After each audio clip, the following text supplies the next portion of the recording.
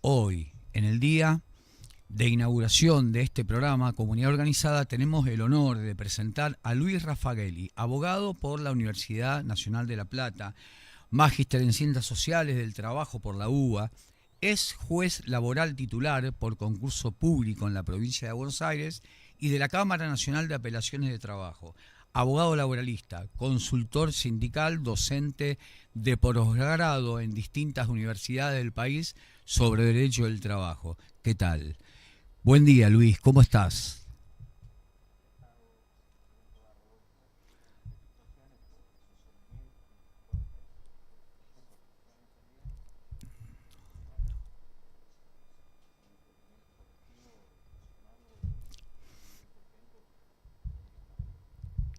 Bueno, muchas gracias por la consideración. La verdad que hoy arrancamos con Comunidad Organizada, con la cuestión, digamos, central de lo que es la preocupación general de la gente, que es la cuestión del trabajo. Y queremos que nos puedas traer un poquito de claridad, nos ayudes a pensar lo que significó hace algunos meses la votación en la Cámara de Diputados y Senadores de lo que fue la reforma laboral. Esta reforma laboral que nos decían que, bueno, como siempre, que iba a derramar para abajo, bonanzas y demás. Y queremos saber en qué quedó todo esto, Luis.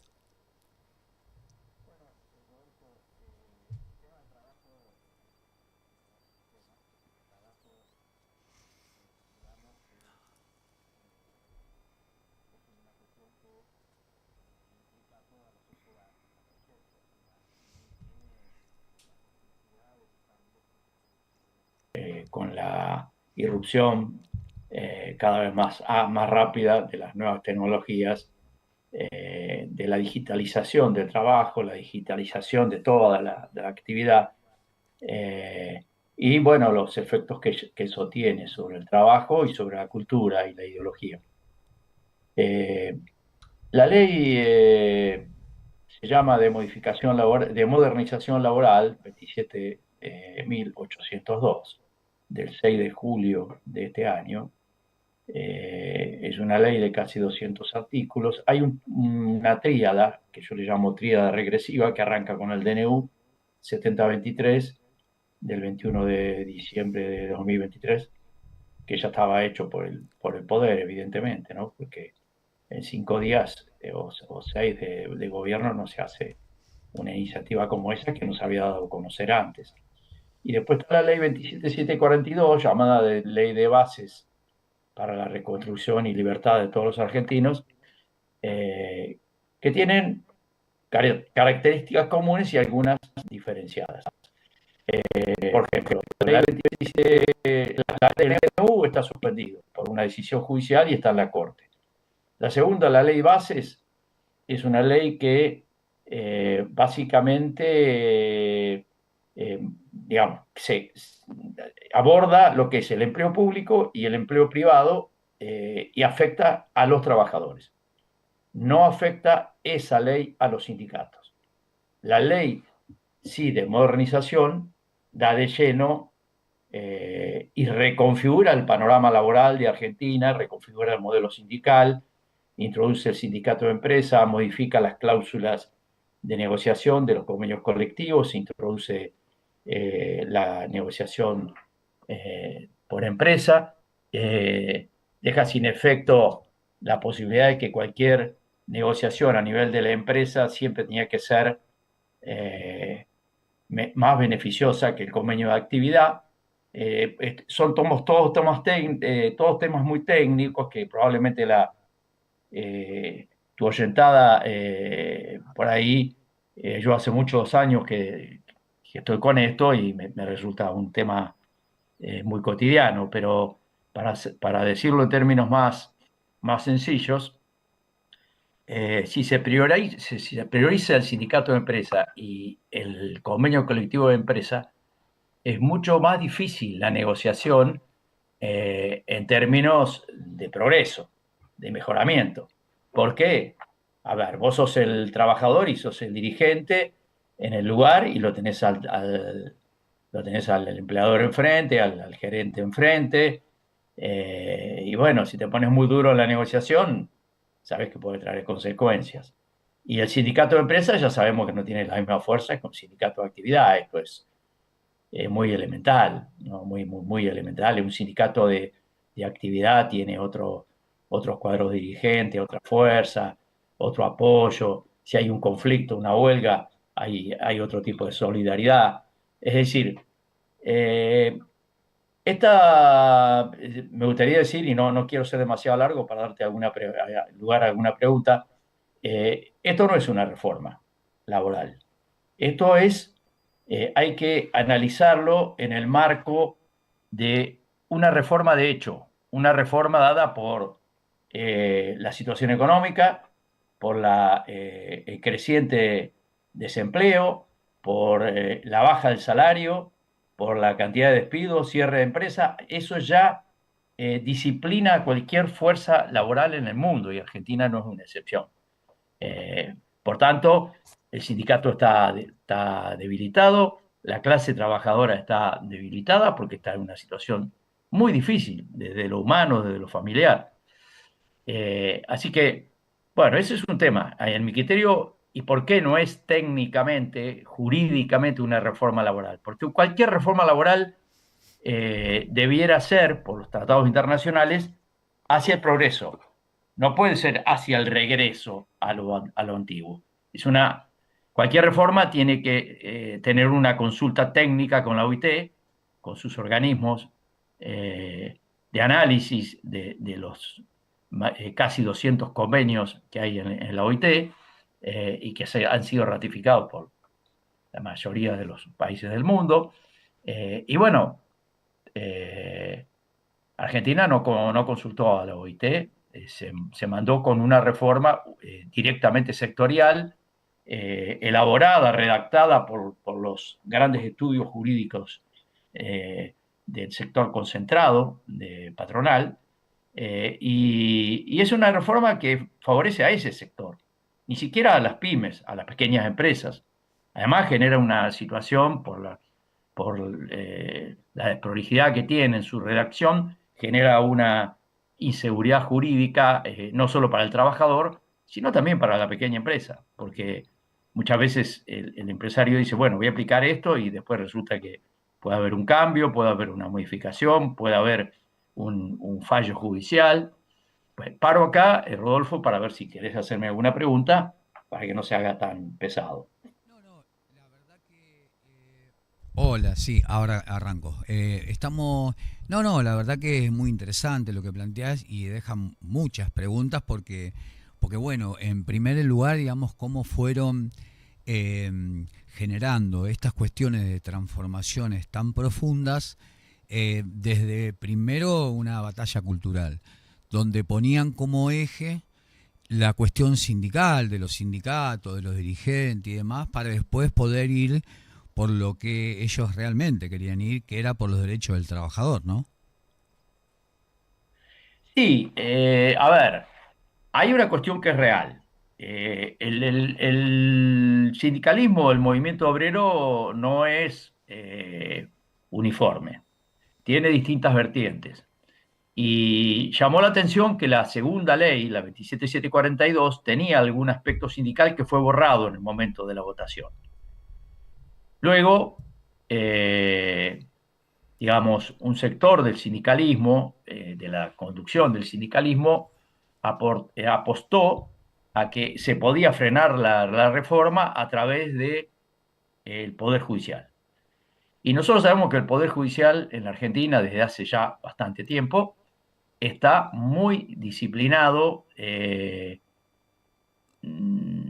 sobre todo la cúpula, la jerarquía del Poder Judicial, que es la Corte Suprema de Justicia, y la Cámara Federal de Casación en los temas penales.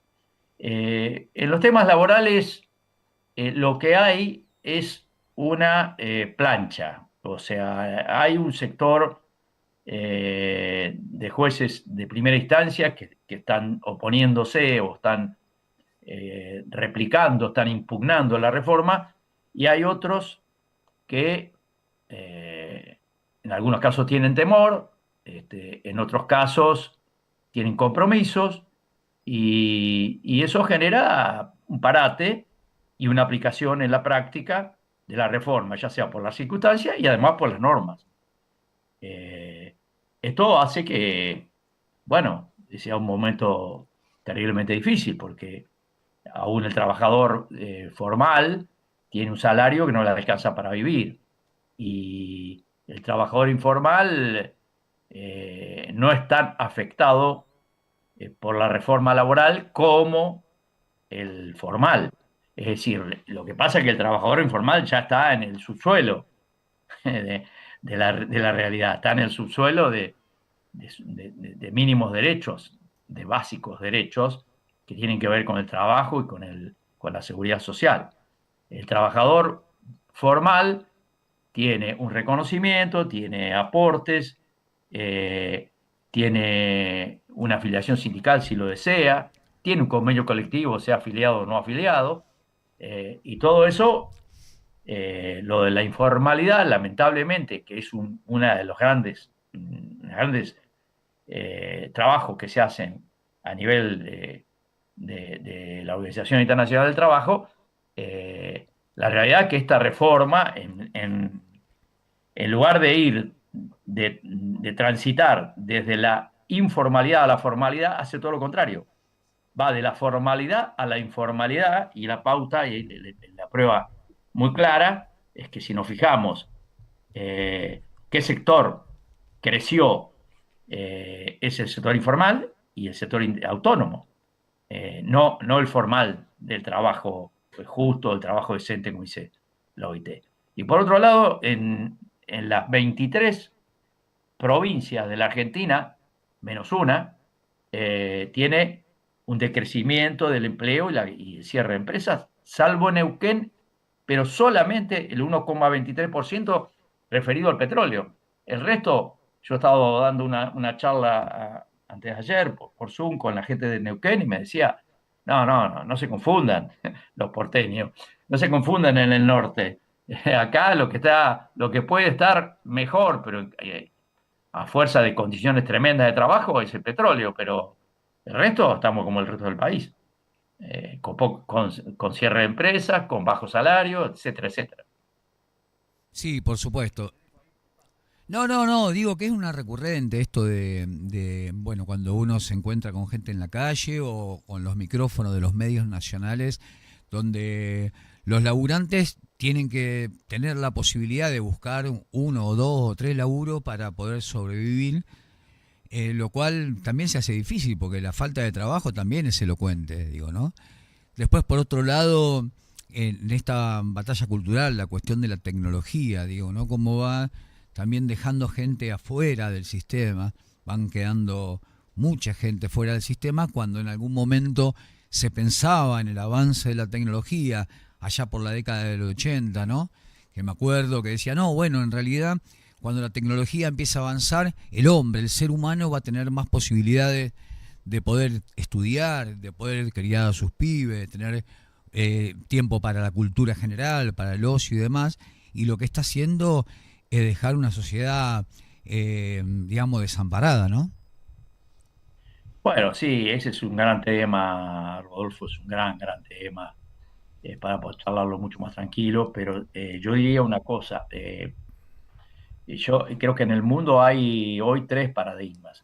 Está el paradigma encabezado por Estados Unidos, por la administración Trump, está el paradigma de la República China, Popular China, y está el paradigma de Francisco, que encabezó Francisco, lamentablemente lo perdimos, pero yo creo que León XIV también está transitando por esa senda de oponerse a este modelo de la oligarquía tecnológica, de los grandes magnates tecnológicos que no tienen ningún control de ningún tipo, y bueno, hacen daño a nuestros jóvenes y hacen daño a nuestros trabajadores. Entonces, a ver, nadie se puede oponer al avance tecnológico, eso es obvio y no está en discusión. Siempre y cuando sea un avance que beneficie a la sociedad, a la comunidad organizada, como se llama tu agrupación. Eh, Con lo cual, la visita de León XIV me parece que es muy oportuna porque eh, León XIV ha escrito hace pocos días, poco tiempo, una encíclica que precisamente da en el clavo de esta cuestión. Es decir, la Magnificat Humanitas es una encíclica que aborda toda lo que es la impugnación a este modelo, a este nuevo modelo de acumulación de este capitalismo de la información y de la tecnología y de la vigilancia. Y bueno, yo creo que la cuestión va para ese lado, o sea, que nuestras sociedades comiencen a reaccionar, nuestros sectores políticos, sociales, nuestra juventud, nuestros técnicos, nuestros académicos, para acumular hacia el sentido de una comunidad organizada sobre otros valores, sobre otros principios, y básicamente sobre la solidaridad, sobre la posibilidad de que o salimos todos, y si no, nos hundimos. Es decir, solamente salen unos poquitos. Entonces me parece que el gran desafío es ese, ¿no? Y al menos yo, desde hace mucho tiempo, y sobre todo desde que en este momento trabajo en la cuestión de la universidad, pero eh, desde que salí del Poder Judicial he tenido más tiempo para trabajar y pensar en estos temas y sumarme a los movimientos que están en esta dirección. Bueno, muy clarificante, Luis querido, tus palabras nos ayuda a pensar, nos ayuda a poder decir que hay otra historia, no solamente esa que nos venden por televisión o con los algoritmos, de que en realidad no se prepararon, que ahora las ventas son por Mercado Libre, entonces los negocios cierran, tristemente. Vemos como en la ciudad de Necochea, digamos, cierran todos los días algún local. Vemos como tristemente se van quedando trabajadores sin su puesto de laburo, sin poder bancar a su familia, y cómo también uno sigue soñando y sigue apostando a la posibilidad cierta de crear condiciones para que la Argentina pueda volver a ser productiva, pueda volver a generar, digamos, ese anclaje que necesitan las familias para poder vivir, y que es posible también. Es posible también con gente como vos, que nos dé la posibilidad de pensar, de unificar criterios y de también poder unificar ideas para decir, bueno, acá estamos, esto es lo que queremos y necesitamos que la comunidad se siga organizando para poder resolver nuestros anhelos. Así que te agradecemos mucho la presencia acá en este primer programa, y desde ya vas a ser de consulta permanente. No, bueno, no, gracias a ustedes, y deseo mucha suerte en este emprendimiento, que crezca, eh, que se sume gente, que se sume la comunidad sin distinción de ningún tipo, porque necesitamos a todos y a todas. Y bueno, vos sabés, Rodolfo, que yo soy oriundo de la querida ciudad vecina de Lobería, pero bueno, muy joven me fui a estudiar. Y luego trabajé muchos años en Necochea, por lo tanto, toda esa zona es mi lugar En el querido, si mundo. querés, tengo familia, y yo creo que en los lugares chicos hay más posibilidades de lograr de tener algunos logros, para lo cual es necesario que se una la comunidad, que piense en políticas públicas, políticas de consenso de Estado, y que potencie los aspectos más importantes. Nosotros en Necochea tenemos unas posibilidades extraordinarias de avance. Lamentablemente, bueno, eh, a veces no se alinean todos los planetas, pero tenemos un puerto, tenemos campo, tenemos la posibilidad de que se recree una industria vinculada con esa actividad económica, para lo cual tiene que haber una conducción, tiene que haber una conducción en los distintos ámbitos, tanto sindical, empresario, académico, la educación, y bueno, y fundamentalmente que la conducción política camine en la misma dirección, ¿no? Y de todas maneras, este, tengo, siempre tengo esperanzas de que las cosas pueden mejorar, porque Esto así como está, evidentemente nos lleva a un precipicio cada vez más cercano, ¿no? Sí, bueno, compartimos. La verdad que compartimos este criterio que vos decís. Es necesario que se unan las fuerzas productivas, las fuerzas de trabajo y la comunidad en general también para poder controlar, para poder exigir que la política empiece a discutir estas cuestiones centrales que hacen a la vida de todos y que se deje un poquito de tanta interna, ¿no? Que tanto ya nos ha desgastado. Así que contamos contigo para siempre, contamos contigo para seguir dejándonos claridad y sabemos que en un rato te metes también en algunas cosas que tienen que ver con la universidad y demás porque es incansable tu labor. Toda la tarde, en la cual termino bastante cansado. Ayer estuve con la Universidad de San Juan, con el Poder Judicial de San Juan, en pleno, hablando sobre esto, sobre la reforma, y hoy tengo que hablar el impacto de la reforma en la huelga, en la negociación colectiva y en la organización sindical. Es muy complejo, tiene muchos bemoles, eh, y bueno, lo que me parece es que si el sector empresarial más duro que ha empujado esta reforma no entiende que los grandes países del mundo se han hecho en base al respeto del sector trabajador, del sector sindical, en cuestión de tener claro que hay pautas fundamentales que están en la Constitución. La negociación colectiva es sagrada, no se puede bastardear ni reducirla a su mínima expresión. La organización sindical, el sindicato es un sujeto muy importante de cualquier sociedad democrática. No se puede tener una sociedad sin sindicato, porque sería como tener una sociedad con una neoesclavitud, con trabajadores que no tienen ningún tipo de posibilidad de acumular colectivamente sus demandas. Así que, bueno, sé que vos también, y junto a otros compañeros y compañeras, trabajan en la posibilidad de conseguir otras fuentes de trabajo y mejorar las existentes. Y bueno, ojalá que tengan suerte con eso y en lo que yo pueda ayudarlos, estaré junto a ustedes. Caminaremos juntos, ni yo adelante ni atrás. Así que bueno. Bueno, muchísimas gracias. Un gran placer No, escucharte, Luis querido. bueno, gracias a ustedes, por la oportunidad. Bueno, escuchábamos a Luis Raffagelli, un capo total.